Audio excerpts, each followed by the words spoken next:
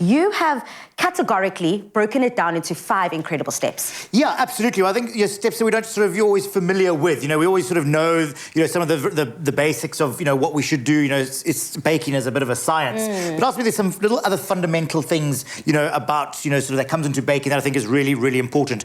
Now, firstly, is sort of, aligning your lovely sort of your cake tins. This is a spring-form tin, so this sort of pops out, which just also releases the bake. But there's a lot of times, where we've got the aluminium tins, we don't have that. So lining it is very important. So we're going to start with, that basic sort of thing. So what everyone knows, it's just, sort of the basic, is just taking a little bit of melted butter and just sort of take a bit and just sort of smear around. A little bit goes a long way. And if you really want to, if you've put too much in there, rather take a bit of kitchen towel and just sort of blot it just to take it off there. But otherwise, what you can do is pop a little bit of flour in there.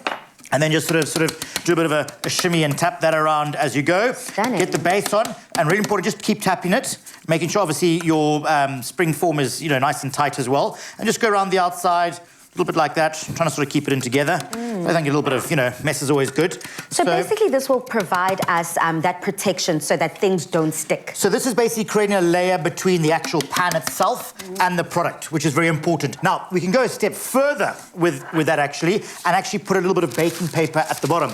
Taking a sheet of baking paper and just sort of tear off a piece like that, sort of the size of your cake tin. And then what you want to do is you want to fold it in half, okay, like that. And then along that fold line, you're going to fold it into a quarter, all right? Now, keep that line. Always really important. So I'm actually going to fold itself back on there. So always fold towards the line. So fold down. And basically what you're doing is creating a cone shape. Folding down, folding down, okay? So cone. Yep. Gotcha. From there, you're going to then measure from the center of your baking tin to the outside. Don't go too far out because you may be amazed at how much it sort of sticks out. And then what you want to do is just cut around like that. And voila. Voila.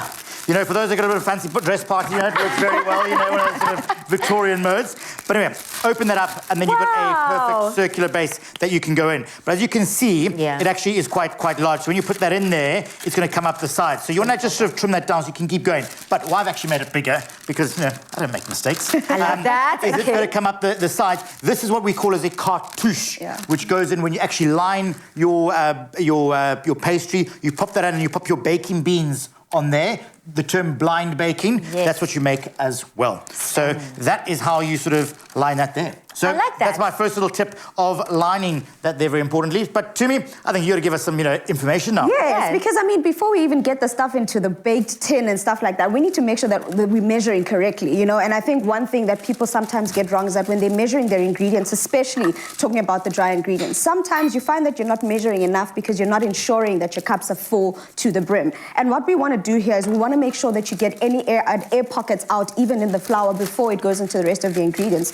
And what we mean by that, Balisa, is you want to make sure that the cup is actually full. So imagine what most of us do, because I do this as well at home, where you put the measuring cup or whatever cup you're putting into the container with the flour, and then you take it out and immediately plop it into whatever your bowl. I do you that find all that the there's time. air pockets inside, and it needs to be pressed down to make sure that if it says 1 cup, that it actually is 1 cup. So you need to level it out and make sure. So let's just say in this instance, you've measured up and you've got a cup full here. This is not a full cup. This is more than a cup. It is important to level it out to make sure you're getting the correct amount of ingredients into that bowl. So I've got it here. And as you can see, I've also got some baking paper on the bottom here. So if for any reason I've measured out and there's extra bits, I can always just pop this back into my bowl. So it is also ideal to always just have a bit of baking paper underneath, not only for the mess, but also to make sure you don't waste. And then you make sure, Uguti, you've measured up the correct amount of ingredients that you need. If you're using flour, any other dry ingredients, this is an ideal step to use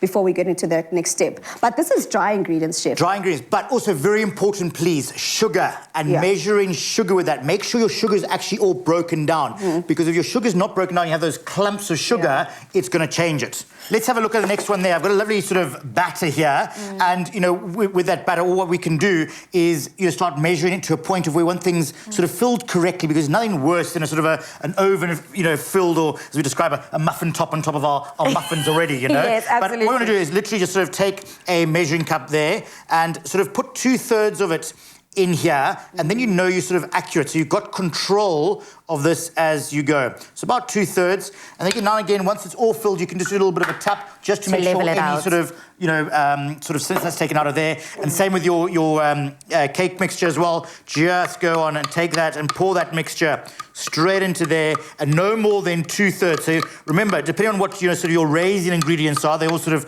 react differently. Be it baking powder, bicarb of soda, it might be eggs that are there to give you your bit of leavening. Just make sure not much more above 2/3. So Dumi, on your side, you're about to make sure all of our ingredients are room temperature. Correct. So let's just say you've forgotten that you want to be baking and you want to bring your eggs to room temperature. All you do is get your eggs out of the fridge and then pour over some water over them. The whole idea is you're not heating these up. Do not boil water and hoy boiling water over your eggs, guys, because they're going to cook while they're sitting there. So just some water for them to get to room temperature. And your butter, if you've forgotten also to take that out earlier, just cut up a bit of a piece from there, however much you're going to need for the recipe. And then you can grate some of this, grate your butter. What this does is that it creates those small little pieces, and then these slowly but surely, in about 10 minutes, they're now at room temperature. Give it about 10 minutes to sit, and then that butter is nice and soft for you to use in the next however minutes you need to use it. Just like that. Thank you so much, chefs. I hope that your tips are all locked and loaded. To find out how you could be the next avid baker with these top-tier baking tips, head over to afternoonexpress.co.za.